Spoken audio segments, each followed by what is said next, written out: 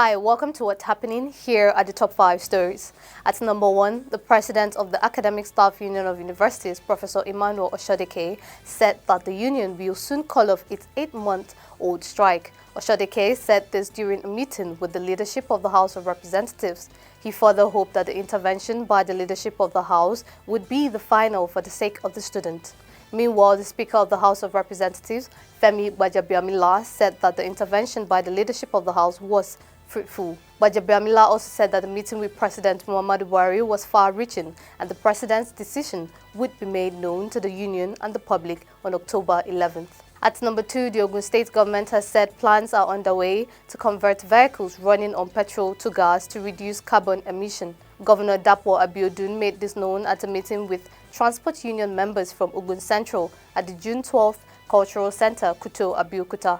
He said the conversion project labeled Ogun Going Green Project was necessitated by the hazard posed by the environment by carbon emission.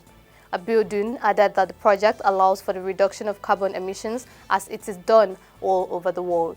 At number 3, the Human Rights Writers Association of Nigeria has condemned the federal government over the alleged secret release of 100 Boko Haram terrorists from the Kirikiri medium security prison in Lagos. In a statement, the national coordinator of Huriwa, Emmanuel Onwubiko, said the alleged overnight release of the inmates showed the complicity of the President Muhammadu Buhari as well as his nepotistic regime. Huriwa called on the government to come clean on the release of the Kirikiri inmates. At number 4, a new pharmacy law that empowered the Pharmacy Council of Nigeria to regulate all stakeholders in the distribution chain has been gazetted by the federal government. Professor Ahmed Tijani Mora, chairman of the governing council of the organization, made the disclosure in Abuja during the presentation of the gazetted PCN Act 2022 on Monday. He said the Pharmacy Council of Nigeria bill empowered the registrar to revoke licenses and regulate all stakeholders involved in the pharmacy distribution chain, such as pharmacy technicians, pharmacists, patent medicine vendors, manufacturers, importers, and wholesalers, among others, saying that it was signed into law by President Muhammadu Buhari in August 2022. He explained that the Federal High Court under the new law had the jurisdiction to hear and determine criminal and civil matters.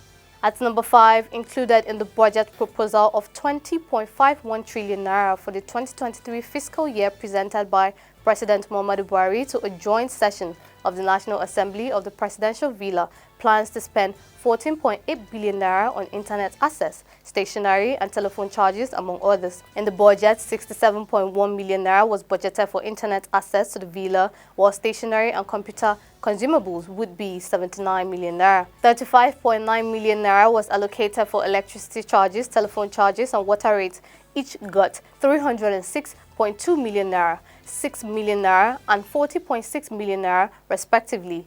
1.6 billion naira would be spent on personnel costs. Meanwhile, the sum of 35 million naira was budgeted for books and newspapers, with newspapers alone taking 26.4 million naira and books gulping 8.5 million naira. That's all for now. See you next time on What's Happening.